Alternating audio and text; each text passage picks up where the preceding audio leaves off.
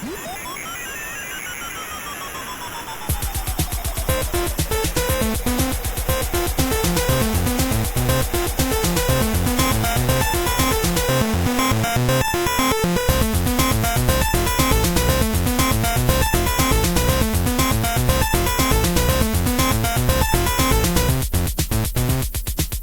is the worst possible way we could intro an episode of Jedi Dropouts? Oh, like, no.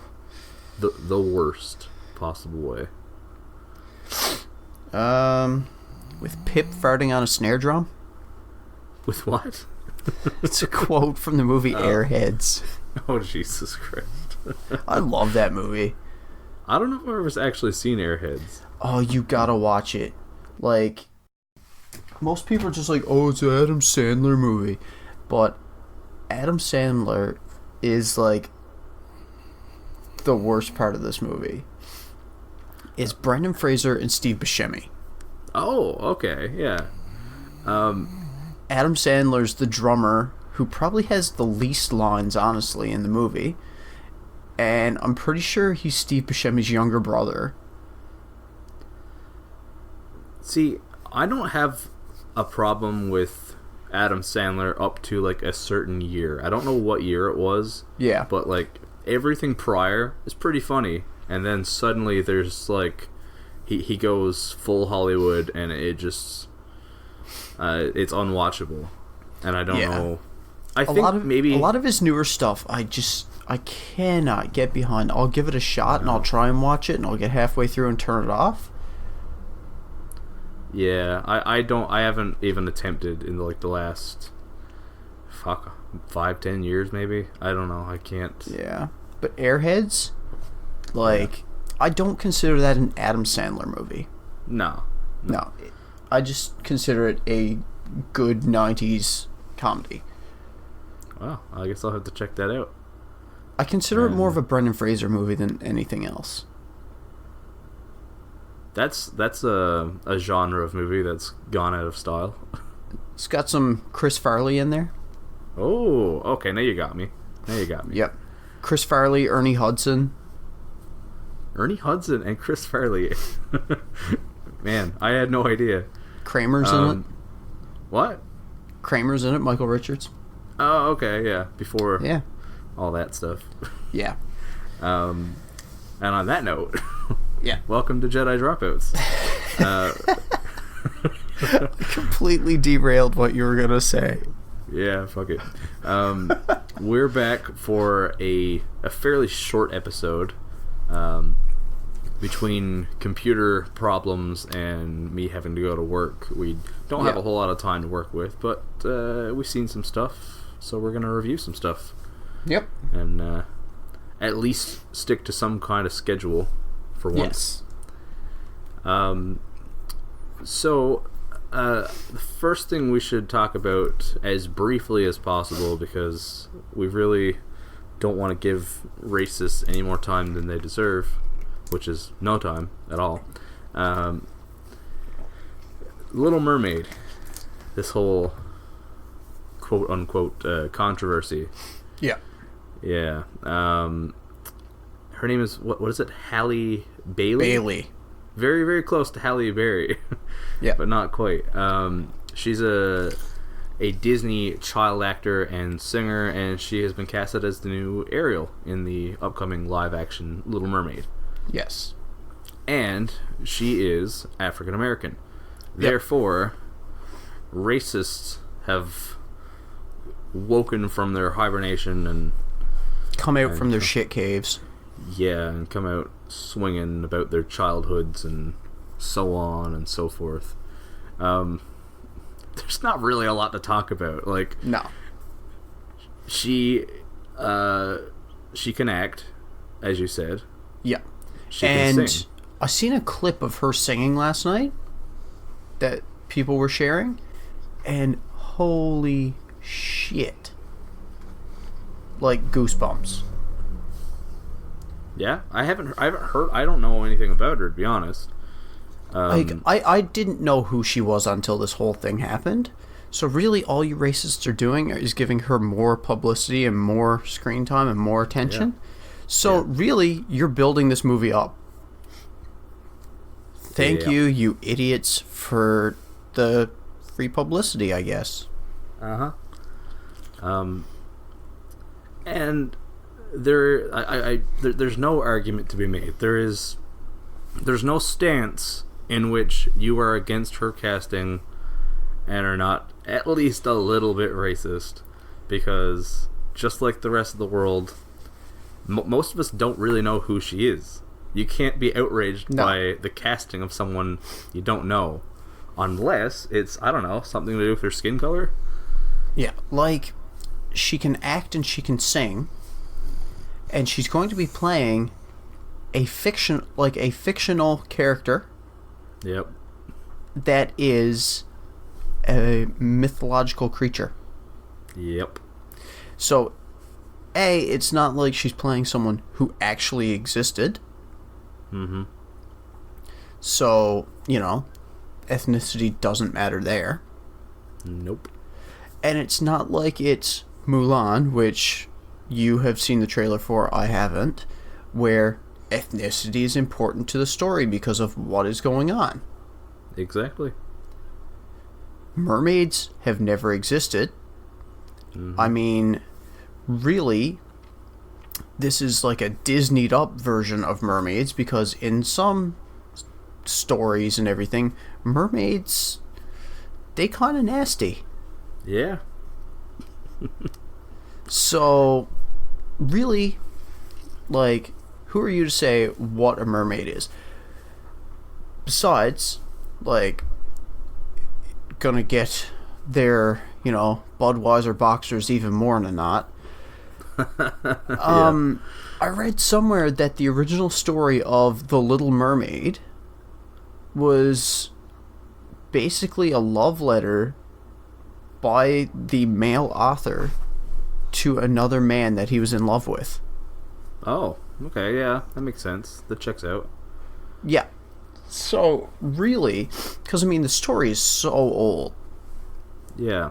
So, basically, it's a love letter from one man to another in a time when homosexuality wasn't accepted. It still has a long way to go these days, because you same idiots who are getting upset over the skin color of a mermaid are, still not as accepting of homosexuals as you should be, because they just people. Yep. But, the story is based on a love letter from one man to another, basically, from what I read. So, yeah.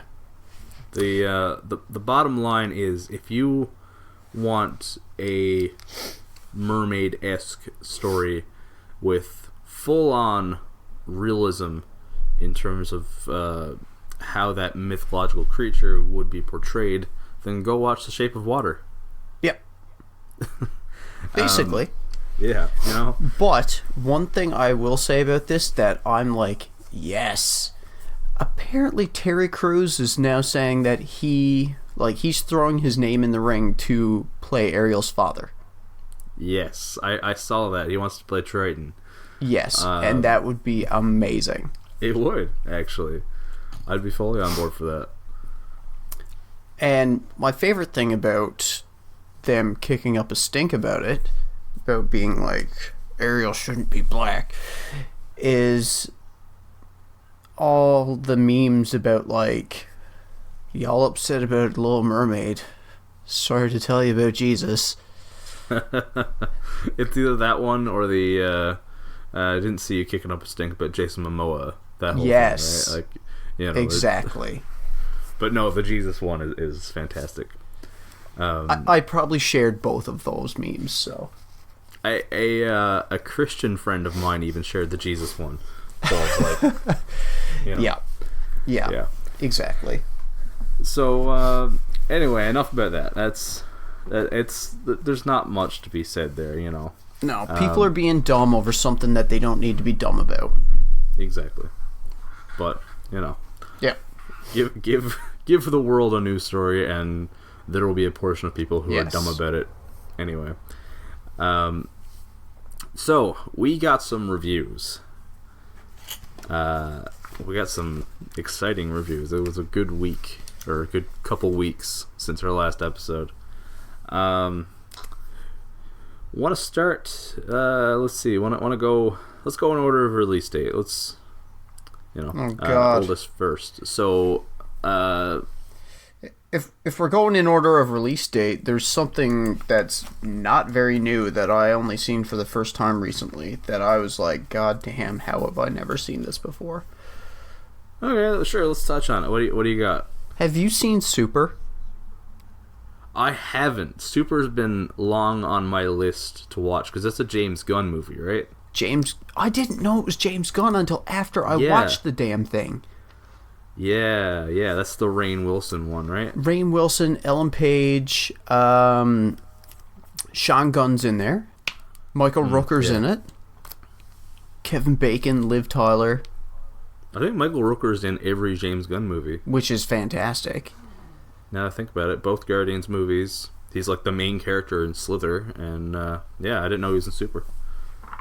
Yeah. He plays one of Kevin Bacon's thugs. Of course he does. Yep. So... And him and Sean Gunn, and he kind of like smacks Sean Gunn around a little bit. Nice. Being like, idiot. Yeah. But yeah. This movie was so good. I've heard good things about it. So good. Like, I don't know how I went this long without watching it. Guy I work with sometimes, super nice guy. He actually did some of his nursing school with my fiance. Like, we were just talking one night about, movies and TV shows and stuff like that. And we were talking, like, what they do in the shadows and stuff like that. Yeah.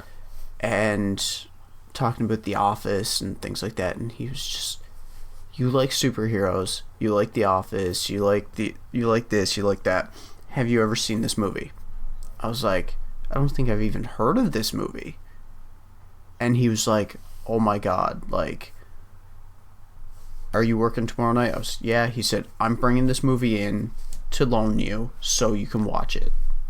And he did. And, like, I added it to my pile of, like, to watch.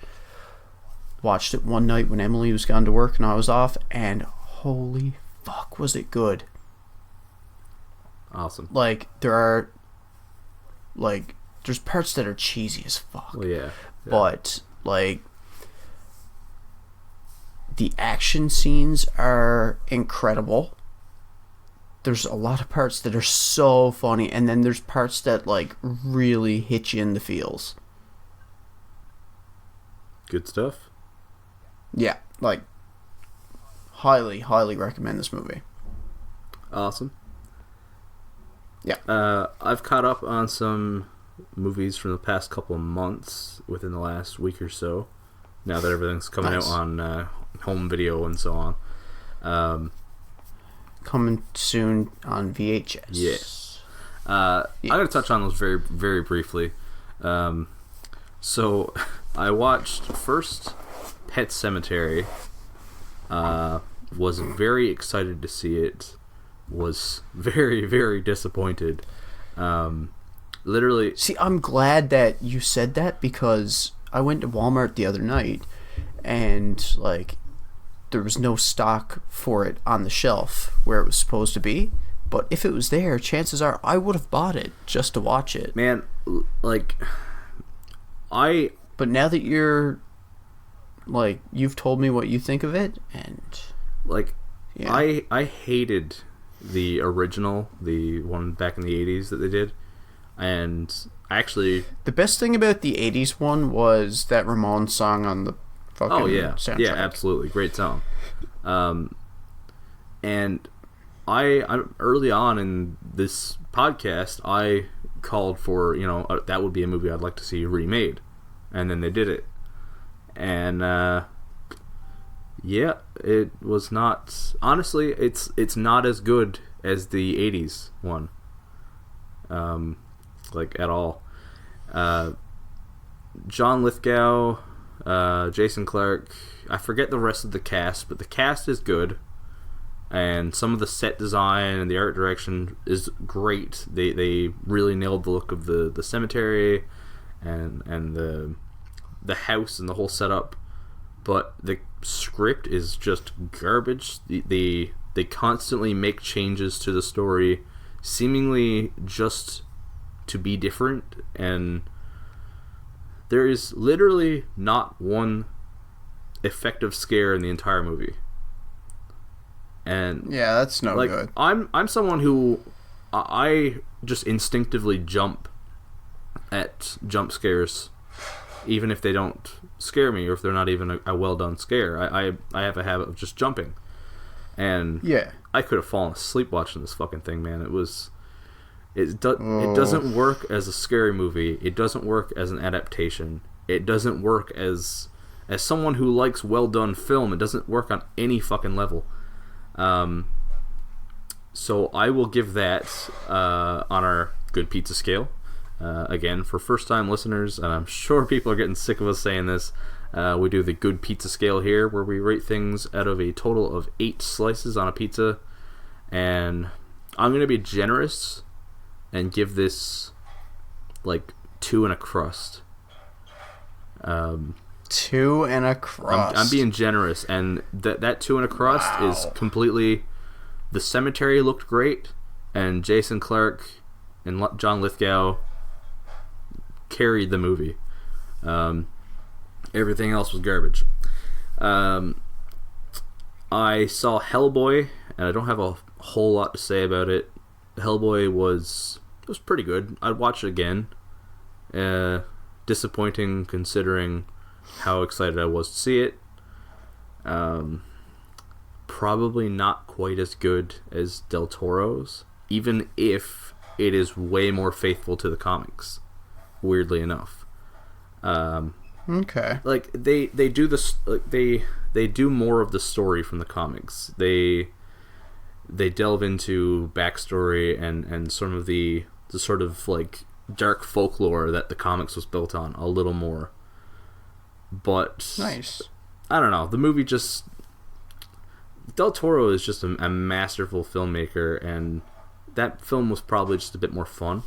There are a couple scenes that were fantastic. There's a scene where Hellboy has to fight 3 giants at once, and it is fantastic. Every time there's a fight scene where Hellboy is put up against the test in a seemingly impossible fight, then the movie really shines. But otherwise, I would just say pretty good. I'd give that one 5 slices. Okay. So like I'd watch it again. You know, it's a pretty good movie, but certainly no movie of the year by any means. Yeah. And I don't want to spend too much time on this, but the last one I watched and the best one was Missing Link, the newest movie from Laika, the animation studio behind Paranorman, Coraline, and my favorite, Kubo and the Two Strings. This one is about an explorer who tries to track down mythological creatures. He tracks down the Sasquatch, who has learned to read and write and speak, and they go on a little adventure because he wants a family, he wants a home. The other guy wants fame and fortune. The explorer is voiced by Hugh Jackman. The Sasquatch is voiced by Zach Galifianakis. Zoe Saldana and Timothy Olyphant are in there. Really good cast. Yeah, it's just a really good animated movie. Laika are consistently putting out great animated movies. And in my opinion, they're on the same level of like Pixar and Disney these days with the quality. Nice. Honestly, I do love them. I think Kubo and the Two Strings, easily one of the best animated movies of the last decade. This one is not quite that level, but really good. And I only watched it this morning, so I don't really have a score prepared. I would say maybe I'll go I'll go 6 and a crust on that one. Okay. And that is me catching up with film, or at least attempting to. Still got a few more to watch that I'll be getting to soon, like Shazam and Alita, Battle Angel, a couple of those. Nice. So, you want to get to the big reviews of the episode? Well, I've also seen the Batman vs. TMNT animated movie that DC put out. I won't get too into that. Didn't we talk about that on the last episode? Did we? I can't remember. I think so. I think night shifts are starting to melt my brain. I hear you.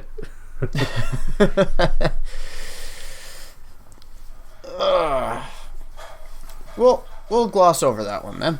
Okay. In case I didn't review it, it was good. In case I did, I'm reiterating, it was good. I still haven't watched that one, but I do have to get to it. Next time you're handy, I'll give it to you so you can take it home and watch it and then return it to me. Sounds good. Save you the trouble of downloading it and the trouble of buying it. Yeah. So there's, if my math is correct, and it's usually not, we have 3 things to review? Yeah. 3 things to review, and we don't have a whole lot of time, so I'm thinking we'll go spoiler free. Yes. And just stick to the bare essentials on how much we liked what we saw. The bare necessities. Wait, hold on. What is that from? I know that. Jungle Book. Ah, there you go. I was like, something with a bear. Something with a bear. I never did see the Country Bears. It can't be from that. Goldilocks. Goldilocks, yeah. Yeah. That was Baloo. There may be a bit of background noise here for anyone listening. I got the neighbors doing some work, and that is in turn upsetting the dog, who's trying her best to go bark at them. Yeah, we have construction going on at the corner of my street. Like, they have the roads tore up. Okay. So, like, you can turn left coming off my street, but you can't turn right because they have where the road closure starts. Yeah. So my dog can consistently see the flag person up at the end of the street, like redirecting traffic to turn down my street and loop around. So, A, there's increased traffic for the dog to bark at, and B, there's a man in a funny vest stood on the corner of the street for the dog to bark at. Hey everybody, Ryan here. Hope you're enjoying the new episode of Jedi Dropouts. Did you know you can actually get paid just for listening to our episodes? I know, it sounds like nonsense. We don't even get paid, and it's our podcast, but it's true. You can, in fact, make money just by listening to Jedi Dropouts through the new wonderful app, Podcoin. Here's how it works. You listen to podcasts through the Podcoin app and earn points, or Podcoin, for listening. You can then redeem that Podcoin for gift cards from places like Amazon or Starbucks. Or, if you feel like being generous, you can donate that Podcoin to a variety of charities. All of this can be done straight through the Podcoin app, available on iPhone and Android. And conveniently enough, we have a nifty little promotional code just for our listeners. All you have to do is use the code Jedi Dropouts at sign up, and you'll receive an additional 300 Podcoin. I'll repeat that, promotional code Jedi Dropouts for 300 bonus Podcoin. That's right, you can finally get something back for putting up with listening to all our nonsense. I honestly put the Good Pizza seal of approval on this app. I use it for 100% of my podcast listening. The directory has just about any podcast you want, and I cannot recommend it enough. Go give the Podcoin app a try today. Now, back to the show. And Team Snapchat is sending me more things that I don't care about. Aren't they always? Yep. I can't remember the last time I received video or anything from Team Snapchat that was anything useful, because I don't use filters. I don't use anything. Like, I use Snapchat like someone's like 65-year-old uncle. Just like a single picture of me in selfie mode every now and then. Sometimes it'll be a picture of the dog. I don't know. I'm falling out of love with Snapchat pretty quickly. I've never fallen in love with Snapchat. I have it because a couple people I know have it and send things on it. So I'm like, okay. Yeah. Honestly, if your wife didn't send me as many videos of your dog as she did, I'd probably delete it off my phone altogether. Same. Yeah, I don't know. Also, am I wrong, or is Team Snapchat like the Tom from MySpace of Snapchat? Yeah. Yeah, okay. Except, we're not friends. No, we are not. Tom is a friend. Tom's a good friend. Yeah. Anyway. Yeah, back anyway. to the reviews. This week on Jedi Dropouts, two old men talk about social media like they know what it is. Okay. So, I'm thinking we'll start with Toy Story 4. Yeah, sure. Yeah. How was this? Because, actually, if we go chronologically, that one did come out first. Yeah. I went and saw Toy Story 4 with my fiance. We both enjoyed it. Neither of us cried like we did with Toy Story 3. Okay. There was a moment, maybe two, where like we kind of got close to crying, but it never quite happened. You didn't cry at this movie? No. Okay, it's not sad then. No. You cry cry at a lot of you cry at a lot of movies. I do. Okay. I'm a big softie. It's like, you see that guy with the mustache and all the tattoos and the shaved head? He gonna cry at everything. That's the truth, man. Yeah. I could sit there and get tattooed for like 6 hours straight and not flinch. But you show me something that is even remotely sad on TV, and I will be blubbering, especially if it's characters I'm invested in. Yeah. But overall, yeah, I enjoyed the movie. It didn't make me cry, but like, I liked the story. There were some new characters that I really enjoyed. Like, I really don't have much bad to say about this movie. There's one returning character that they did a little bit differently in this movie, but it was really good. I really liked the change they made to this character. Was that Bo Peep? Oh yeah. Yeah, because they kind of showed a lot of that with the trailers. Yeah. Yeah, I really liked what they did with her. Awesome. And, I mean, the dummies that they showed in the trailer, the ventriloquist dummies, like, as all ventriloquist dummies are, were creepy as fuck. Of course. But it was done so well. Like, I'm looking forward to this. Like, it felt like a Toy Story. Yeah. Yeah. Plus, Tony Hale's character, Forky, was pretty funny. I'm really excited about the new cast, because you got Tony Hale, you got Key and Peele. Yes. Which, like, I was trying to place their voices the whole time, and I was like, who is that? Who is that? Who is that? And then I watched the credits, and I literally, like, jumped out of my seat. It was like, no fucking way. I knew that going in, or I haven't seen it yet, but I know that already, because the second they revealed their casting, they did, like, this little mini video with the characters. Yeah. Charlotte sent it to me and was like, I don't think you've seen this yet. Key and Peele are in Toy Story. Which, because, Key and Peele is a huge thing for me, right? Yeah. And Keanu Reeves is in this. Yes. Yeah, I don't know if there's any other new cast members that I might have missed, but they were the big ones. Yeah, of course. Like, there were a few, like, smaller characters, plus, well, like, the antagonist of the movie. But they were the main ones. Awesome. Keanu Reeves' character was funny too. It looks fun. Duke Kaboom. Okay, yeah. Which sounds close to Bookaboom. Yeah, it does. Yeah.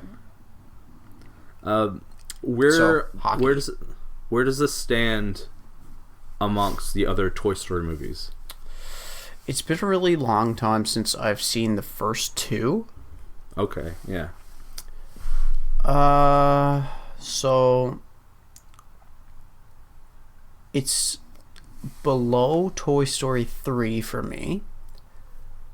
But I don't know, like I don't think there's been a bad Toy Story movie.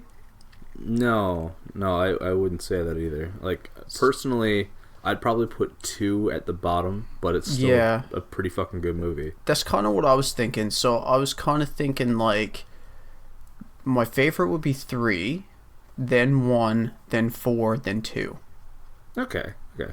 But still, like, it's Toy Story. Like, none of them are bad. No, but it's on the level. Okay, so you know what quality of movie to expect going in here. Yeah. I think I haven't seen 4, but I would switch 3 and 1. 1 is still my favorite personally. Okay. But they're all, like you said, they're all great, right? Yeah. Anything else to touch on with Toy Story 4? Not unless I'm dipping into spoiler territory. So well, yeah, fair enough. I think this is the first Pixar movie we've had a review of, like, live. Yeah. Recently, because I think we've missed a few. Yeah. And Pixar's been a little quieter than they have in years before. Yeah. Next year looks pretty good. They have 2 movies coming out next year. I'm really excited for Onward. Have you seen the trailer for that? I think so. That's the one with Tom Holland and Chris Pratt, and it's like a fantasy adventure comedy. I don't think I did. Yeah, I recommend checking that out. I think it comes out like pretty early next year. I mean, I don't know. Maybe I've seen the trailer for it already and just can't remember. Yeah, fair enough. So, want to move on? Once we're done recording, I'll go watch it. Yeah, go watch the Mulan trailer. Go watch the Onward trailer. Just go have yourself a trailer binge. Speaking of which, I don't know if I said it earlier, but the new Mulan movie looks fucking incredible. But Stranger Things came out. Oh, I forgot. Before we move on to Stranger Things, Toy Story 4, do you have a score on the Good Pizza scale? I mostly like watching things more than once before I give them a definitive score. Yeah. But if I had to score it right now, out of 8 slices, I'd give it at least 6 and a crust. Yeah. Yeah. I can hear my dog downstairs growling at someone. Of course. But he's not barking too much as of yet, so once the real loud woo woo woos start coming out of him. Bana is dramatically casting herself on the arm of the couch, frowning like she likes to do. I'd be interested to know what percentage of this podcast now revolves around our pets. Yeah, like an actual hard number. Yeah, like I'd like to see real statistics on this. I'm gonna have to go back and do some work on that. Let's talk about Stranger Things. Yes. Stranger Things Season 3, or Stranger Things 3 as they're marketing it. Yeah. That came out Thursday, July 4th, and I was finished by supper time. I'm about halfway through my rewatch of it. You finished it this week, right? Yes. Yeah, I was working and had plans for the weekend, so I didn't get through it as quickly as you did. Plus, you're a bit more of a... excuse me. I'm only recently awake. You're more of a Stranger Things fan than I am. Well... That doesn't mean I don't enjoy it, but you are a bigger fan of this series than I am. Well, honestly, I think it might seem bold to some, but it's very, very easy for me to say that this is my favorite TV show of all time. Exactly. So, Yeah, I know. Like, to say that you're not as big a fan as I am is not to say you don't fucking love this show. exactly. You know, I'm setting a little bit of a high bar. Yep. And honestly, I wasn't sure if I was going to get to watch it as quickly as I did, but I had a dentist appointment Thursday morning, and I had work Thursday evening. But I ended up switching shifts to someone because someone else needed a day off, so I got the shift off, and then I had a head cold, so my dentist appointment got canceled, of course. So then I had a whole Thursday, and I'm up at 7 every morning. So I started this thing around 8 and just flew through it. Now, we were talking after you had watched a couple episodes, and you said it might be your favorite season of the show so far. Did it stay that way? Did it meet that mark? I still feel it was the best season of Stranger Things we've had. I think I have to agree, honestly. And my dog is in my lap. I found this season a lot easier to watch than season 2. Yeah, that's fair. Like, I got through this season so quickly and so smoothly that when it was coming to an end, I felt like there should have been more. Because, just comparing it to, how long it took me to get through season 2, which wasn't a long time. It's just, this one just went by so quick for me, just where I was just watching one after the other, and there was no episode that really felt kind of long to me, but there were a few periods in the second season that was kind of alright, can we get back to things, some of the parts where Elle was with that gang of folks. Yeah. Some of that it felt a bit long and tedious to me. Yeah, I felt that my first watch through of the season 2, but on rewatches that episode's kind of grown on me. But I know what you mean. It is a little bit it kind of, I don't know, it sticks out a little, and it is the extra episode in the season, right? It's 9 episode season, and I know what you mean.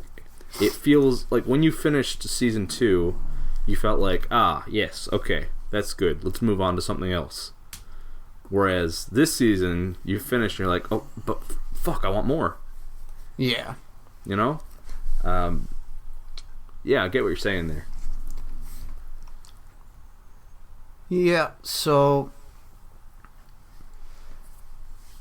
yeah, that's really how I feel about that, but this season was so easy to watch. Yeah. It didn't really feel like any of the season was unnecessary. No. And I kind of like how Dustin was separate from the rest of the group. I know. I love the Scoops troop. Yeah. Because, it kind of did, what the Avengers did in the last 2 movies. Yeah, you're talking about, some different, by splitting the show up between separate groups and bouncing from one story to another, what's going on with these people, what's going on with these people, you were talking about 3 different stories really that all ended up intertwining. Yeah. And what's going on with group A, what's going on with group B, what's going on with group C, and then bouncing back and forth between the groups. And 4 stories actually. Yeah. Because you got Nancy and Jonathan's stuff going on there. Yeah, so 4 stories, and by bouncing between the 4 of them, it really makes things... Oakley, stop licking the pop filter, please. I'm keeping that in there. Yeah, please do. Yeah, it really just made the time pass quickly, but it was edited in a way that it felt smooth and none of it was just like unnecessary. Yeah. Even Philip DeFranco said that this is probably his favorite season of Stranger Things yet. Yeah. What I think is so great about this season is they took all of the best parts of the past 2 seasons. Everything that you might have loved. Regardless of your opinion, if you watched the show and there was something you liked, season 3 has it. Because they brought in everything. You got I'm not even going to go into it all. But every single one thing that you could pick out that you would focus on as something that you really enjoyed in this show, season 3 brought back that and maybe even more of it. Yeah. It was easily the most 80s season yet. Loved it. The setting of the Starcourt Mall was fucking phenomenal. Yep. Like, I felt like I didn't even exist in the 80s, and I felt like I was there. Because, I mean, let's be real. I existed, but I was kind of too young to remember. But, I mean, a shopping mall in the 90s was not so far removed. No. So, there was some nostalgia there, even if, I didn't exist in the 80s. I don't know, there was just so much, like, so many good nods to different movies, like every season has. The Back to the Future and the Romero stuff was really good. The Thing. Yeah, exactly. Like, it doesn't nod to The Thing as directly, but the season is very much influenced by John Carpenter's The Thing. Well, I mean, at one point they're directly talking about The Thing. Oh yeah. I forgot about that. Plus, yes. One of the earlier episodes in Will's basement, there's a poster of The Thing. Yes. In the background. Shit, I forgot about the conversation about the remake. Yeah. Yeah, good point. But yeah, I don't know, man. This was it exceeded my expectations, and my expectations were through the roof. Yeah. No, Stranger Things, I'd probably say season 3 is the best, season 1 is second favorite, and season 2 is I can't even say the worst, the least great. Yeah, I don't know, man. They're all such different creatures. Like, yeah, I do think this season, this would be a ranking I would have trouble doing. Yeah, because as much as season 1 isn't maybe as flashy or exciting as season 2 and 3, it's kind of got like that nice simplicity that works. Yeah. But man, this is so good. There's a post-credit scene. Yes. Yep. Very important. I rewatched the last episode because, Emily saw 2 episodes, in the middle of the season, just because I was watching them while we were eating supper and things like that. Mm-hmm. And then, I just kind of mentioned to her, I was like, so I finished Stranger Things. And she was like, how was it? And I said, that last episode. And she was like, was it good? And then I was like, oh, you gotta watch it. And I turned on the last episode. Like, I rewatched the last episode. And then we both watched the post-credit scene. And, me and her actually were, sat on the couch, discussing theories about that. Sounds like Bono's back to sleep. Oh, yeah. You can hear it. Yep. The mic's definitely picking that up. Yeah, I can hear it. Yeah. Oakley is just lying in my lap, but with that long snout, he doesn't snore quite the same. No, Bono snores like a fucking jackhammer. Yeah. both of us have sleeping dogs with us. One is loud, one is not. So, here's a question. That finale of season 3. Yep. Did that jerk any tears out of you? The first time, no. But that's only because I restrained myself because I watched it on my break at work. Yeah. Yeah, you got a tasty tail? Yeah, chewing on your tail? Yeah, I was on break at work, and I was like, don't you do it. No. Yeah. So, I wouldn't let myself. But then the second time I watched it, in the comfort of my own home, sat on my couch, in front of the big screen TV with Emily. We were both crying. Yeah. Yeah. I watched it with headphones on. I had watched the first 7 episodes before Charlotte got off work. And actually 7.5 episodes. I had about half an hour left. And she's like, okay, you go ahead and watch it, and then we'll get supper or whatever after. And near the end of the episode, no spoilers, we're not doing that, but there's a series of events that happens. A couple big things happen back to back. And when it started, my jaw fucking literally dropped. Yeah. I didn't cry, but I was kind of numb, in shock. After the episode ended and the post-credit scene ended, I took off the headphones and I was just kind of there, just sitting in silence. I didn't really know what to do with myself. And Charlotte was like, "Was it good?" And I was like, "Yeah." I had no words. I was fucking speechless, right? Yeah. And it's so good. It's heartbreaking, but it's great. Yeah.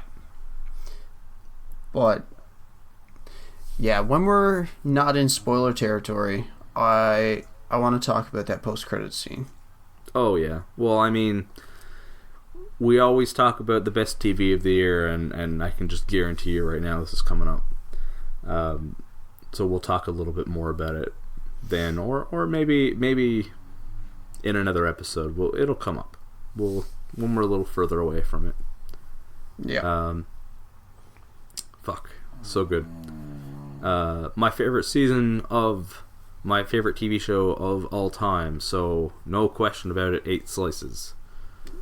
Yeah, I'd give it at least 7. Yeah. I'm a little more generous with my slices, I think. Yeah. I'm starting to see that. I'm like, here, have all the slices, take them. I'm talking about movies that I hated, and I was like, there's nothing good about this. 3 slices. Yep.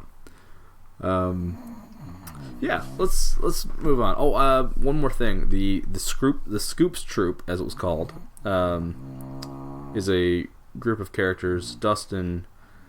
You know what? I'm not even going to get into it. It's based around Dustin and Steve Harrington because their friendship is awesome and keeps going here. But since this season came out, the fandom has decided and that Scoops Troop is now the official name for the Stranger Things fandom. Nice. Right? It's like their version of Trekkies, right? I love it. I am a proud member of the Scoops Troop. Yep. Yeah. Anyway, let's move on to the last review. So we can get through that, and then I can go to work, unfortunately. You got to see Spider-Man Far From Home. Oh, I did. Oh, I gotta say, last weekend was an amazing weekend. Yep. Because, Emily was working, and my friend, his girlfriend was out of town. So we pretty much made it a weekend-long bro date. Nice. And, we went axe throwing 2 days in a row. like Friday and Saturday, and then Friday we went and saw Spider-Man, and then Saturday we went and saw bless me. We went and watched UFC 239 at Boston Pizza, and witnessed the fastest knockout in UFC history. Let's take a minute and talk about that. That knockout was fucking insane. Yeah. Okay. Like, the fight was getting ready to start. Brandon said, I'm going to go to the bathroom really quick because, like, everyone figured, like, Ben Askren was going to take down Jorge Masvidal, and, like, the fight was going to be a grind. Yeah. He went to the bathroom, and he stood up at the urinal, and he just hears everyone yelling in the restaurant, and he's like, what did I miss? And he came out and he watched it on replay. Holy shit. He fucking missed it.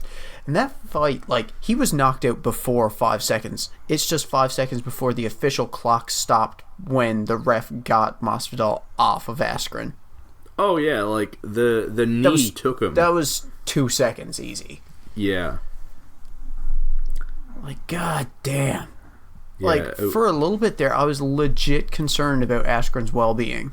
Yeah, absolutely, because he was down for a while, right? Yeah. But, yeah. Friday night, the night before UFC, I went to see Spider-Man. One more thing. Yep. I was at work when that fight took place. Yep. I don't really follow UFC much, but I have notifications set for social media for a lot of, like, hockey guys and so on, right? My phone just started blowing up with all these Twitter notifications, and I was like, what the fuck is happening? And Facebook and everything went crazy. And I check it out, and everyone is talking about UFC, and none of them are in any way related to UFC. So I immediately went to watch, like, whatever highlight of the knockout I could. Yep. That's how big of a deal it was. Like, it's huge. There were a lot of crazy knockouts that night, actually. Oh, yeah? Like, Amanda Nunes knocking out Holly Holm the way she did was fucking spectacular. Luke Rockhold getting knocked out by, what's his name, Jan Blachowicz? I don't know, I can't remember his last name. But there were some great finishes. And, like, at least half the people in that bar, like, John Jones retained his title by split decision. Yeah. But a lot of people in that bar gave the nod to Thiago Santos.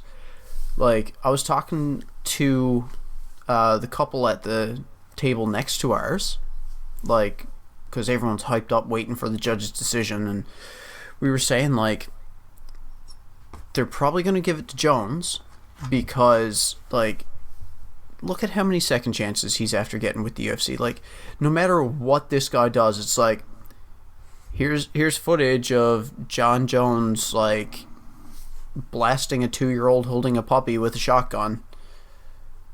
He's going to be suspended from the UFC for 3 weeks. Like, yeah, you know, like, no matter what the dude does, he keeps getting second chances. Busted for steroids? Sure. Hit and run? Sure. Like, cocaine and everything else, like, no matter what the dude does, they keep reeling him in because the dude is insanely talented and he wins fights. Yeah. So, split decision, like, you know they're going to give it to Jones, just like they'd give it to McGregor in the same situation. Oh, guaranteed, right? But, Thiago Santos was putting up that good of a fight, like, even though he could barely stand on one of his legs, like, he left that arena in a wheelchair. And, like, they did a few, like, replays between rounds where it showed, like, when he'd put his weight a certain way on his leg, like, his knee would move funny. And, like, Joe Rogan was saying, like, he might have his ACL torn, like. So even if he won and became champ, like, the dude's probably going to need, major surgery on his leg. Yeah. So then he's going to be out for a while, and then they would do the whole interim title thing, and then they would have, like, you know, it would have been Jones that fought for the interim belt, and then he would have got his rematch immediately, and yeah. But Jones got the nod. Of course. Of course he did. When, like, yeah, Jones was moving forward a lot more, but, like, the only, Santos outstruck him to the head. Jones outstruck him to the legs. It's like, yeah, but, like, it seemed like Santos landed more significant strikes. He was closer to ending the fight more times. But that's just the way I saw it. Yeah. John Jones, insanely talented. If the dude could clean up his act, like, he would absolutely be a fighter that I rooted for. It's just, like, I respect the insane level of skill the guy has. He just needs to stop being such a fuck up. Fair enough. Yeah. So Spider-Man. Spider-Man. I'll preface this by saying, like, me and Brandon had differing opinions leaving this movie. Okay. I thought it was better than Homecoming. Yeah. He thought it was not as good as Homecoming, but he still enjoyed it. Fair enough. Yeah. Quick question before you get into it. Yep. How hard would it be for you to quickly rank the Spider-Man movies? Quickly? Yeah, like just a rough idea of where just so anyone listening has a rough idea of which Spider-Man movies you lean towards. I assume 3 is the worst. Okay, so we've got 3 with Tobey, 2 with Garfield, and 2 with Holland, right? Yeah, and then you could include Into the Spider-Verse if you want. I'm just doing live action. Because they could do so much more with animated CGI. Yeah, fair enough. Stuff like that, so I'm going to stick with live action. I'm just banging out a quick ranking now. Okay. Yes, Oakley. I understand you want something. I will be with you very shortly, puppy. I know you want to go out and bork. Okay, my quick thrown together ranking, which, I mean, if I watched all the movies right now, it might change a little bit. Yeah. Number 7, Spider-Man 3. Number 6 is Amazing Spider-Man 2. Yep. Number 5 is Amazing Spider-Man. Number 4 is the first Spider-Man with Tobey Maguire. Yep. Number 3 is Spider-Man 2, because Doc Ock was fantastic. Yep. Number 2 is Homecoming, and number 1 is Far From Home right now. But okay. Like, that might change if I was to sit down and rewatch them. But yeah. I'm pretty confident in the bottom 4. So, I would maybe switch the first 2, Tobey Maguire, Spider-Man. I think I like the first better than the second. Okay. And I haven't seen Far From Home, but otherwise, identical lists. Yeah. So, we're pretty much in agreement on Spider-Man movies here. Now, I don't think Andrew Garfield's Spider-Man is as bad as everyone says he is. No. I think that's more people just bandwagoning and hopping on meme trains. Yeah. But like, I think there's a very, very big gap between the first and second Amazing Spider-Man movies. Yeah. Like, the first one I thought was pretty fucking good. Yeah. But the second one was not so great. Yeah. Yeah. A lot of the flack I have for the second Amazing Spider-Man isn't even Spider-Man. It's the villain choices. Yeah. Like, and how they were done. Like, like Jamie Foxx as Electro, sure. Yeah, like, that could work. But just not the way they did it. Exactly. Yeah. But I don't think any of the problems with those 2 movies were Andrew Garfield.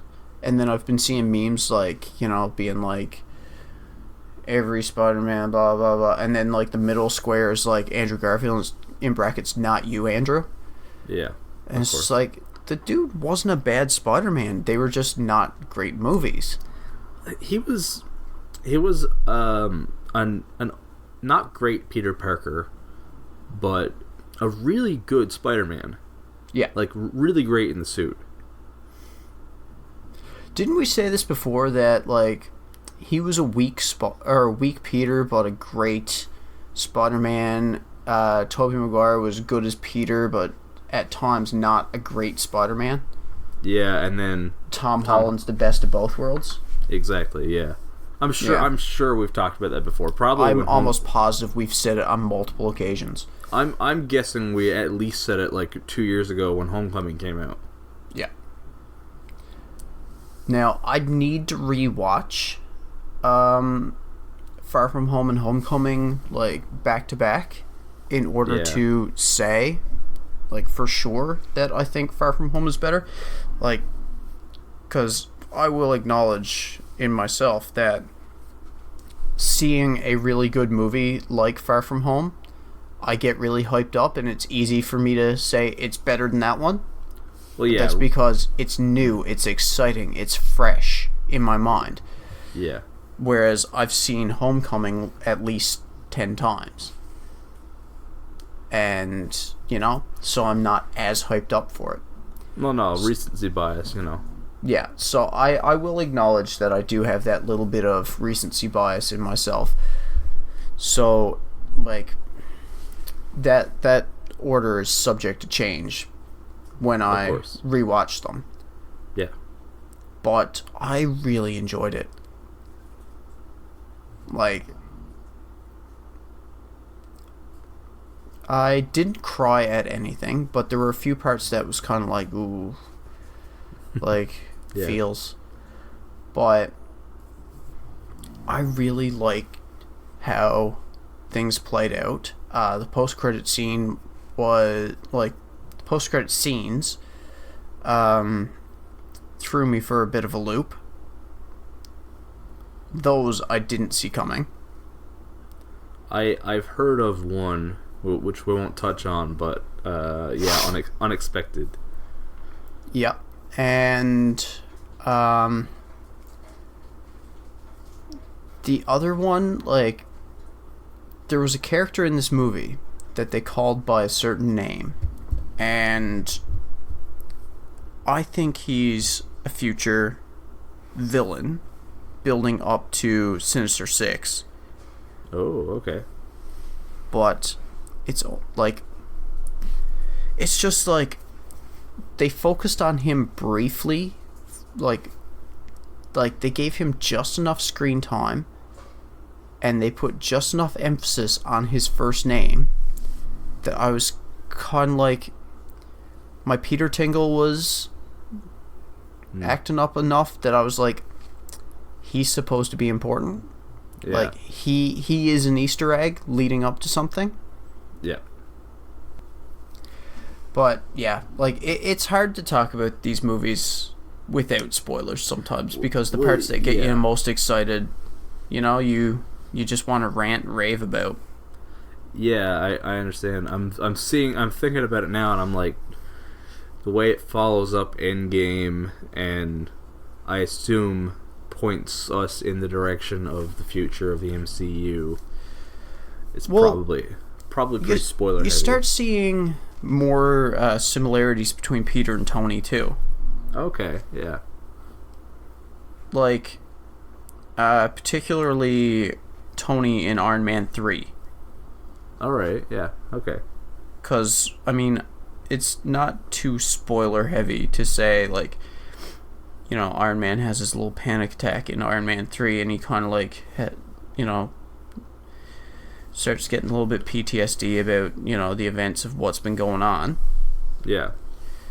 And very early on in this movie, like, you know, there's a lot of press there, like, surrounding Spider-Man, asking him a bunch of questions, and they're like, you know, are you the next Iron Man? Like, blah, blah, blah.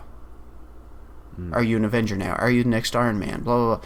And he just kind of, like, freaks out and like noise kind of goes a little bit distant, like very panic attacky, tunnel visiony, and he's just like, I gotta go, and he just kind of freaks out and leaves. Yeah. And like stuff like that, like there's similarities between like Spider-Man and Iron Man, like that are starting to grow. And okay. I get when that. when we're not wary of spoilers, I can just give a more detailed list of these that I noticed, but yeah. Again, I imagine this is going to end up on at least one of our year-end lists, or maybe multiple. Yeah. For sure. Not to mention there's a multitude of reasons why we'll end up talking about a Spider-Man movie. I mean, come on. It's a Spider-Man movie. Yeah. So, a rough idea of a good pizza store for this one, or? I'll give it 7. Yeah. I'm really excited to see it, and I'm gonna be in St. John's. Actually, less than a week from now. And I was thinking about going to see Far From Home, but I think I might end up seeing Midsummer instead. Yeah. If I only get to see one, I think Midsummer's gonna be the one for me to go see. Yeah, like the things I've been hearing about Midsummer is just wow. I've been trying to hear as little as possible. I know it has good reviews, and I'm kind of staying away from what exactly is so good about it, just because. Like, I've just heard, like, for a movie that takes place, like, almost entirely during, like, outdoor daylight. Yeah. It is horrifying. Yep. That sounds about right. This is the next movie from Ari Aster, the director of Hereditary. And I'm sure you've heard me talk about Hereditary before, but I'll say it again. If you like horror, Hereditary is a must-watch. Yeah. I still haven't seen it yet. I'm like, every time I start getting towards the end of my to-watch list, something else comes out, and it's just like, Argh. Of course. Every time. Yeah, so I'm drawing to the end of my to-watch list. Like, I've got, I think, 4 episodes of Dragon Ball Super left from the collection that just came out, because they release it like in parts on Blu-ray, and I just bought part 8 the day it came out, and I've got 4 episodes left of that, which will take me no time. Like, I'll probably have 2 of those done by the time I'm done making and eating breakfast now, once we're done recording. And then I have an animated Constantine City of Demons movie to watch, and then I'm done. Yeah. Then I'm done my to watch list right now. But then there's people telling me, like, there's this on Netflix and stuff like that. But there's also some games coming out soon that are gonna, take up space on my schedule. Like, next week, Marvel Ultimate Alliance 3 comes out for the Switch, and I already have that sucker pre-ordered. Yeah. Yeah. So I guess that is it for today's episode. Yeah. The next one will be a little longer, a little closer to what we usually do. The next episode will actually also be our 50th episode. Ooh. Yeah. I'm going to buy a cake. That's a good idea. I'm going to buy a cake, and I'm going to sit here, and I'm going to eat the cake while we record. That's a great idea. I'm going to hold you to that. I will, and I don't know what kind of cake it's going to be, because, like, when it comes to, like, chocolate cakes and stuff like that, like birthday cakes, I can't eat a lot of them. But if it's angel food cake, I can dummy that whole thing. It's just going to be really weird to sit here, because, like, angel food cake, like, they're so, like, in your mouth. So trying to talk while eating a full angel food cake, it's going to be difficult. You know what I'm going to do instead? I'm going to go to Tim Hortons and I'm going to buy a 40-pack of birthday cake Timbits. Oh, that's a good call, too. Then I'm going to go to the grocery store and I'm going to buy the biggest tub of Nutella I can find. And I'm going to sit there and I'm going to dip those Timbits in Nutella. Man, it's going to be a fun episode to record. Yeah. We might not even talk. We might not actually talk. We might just record ourselves eating cake for like 2 hours.